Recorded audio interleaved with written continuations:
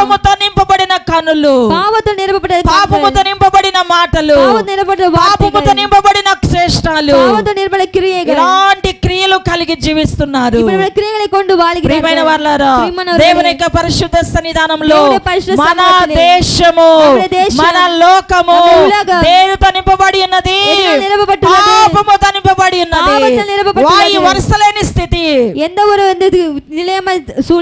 కాబట్టి దేవుని యొక్క సన్నిధానంలో నా ప్రియమైన వారలారా, దేవుడు మనతో మాట్లాడుతూ ఉన్నాడు.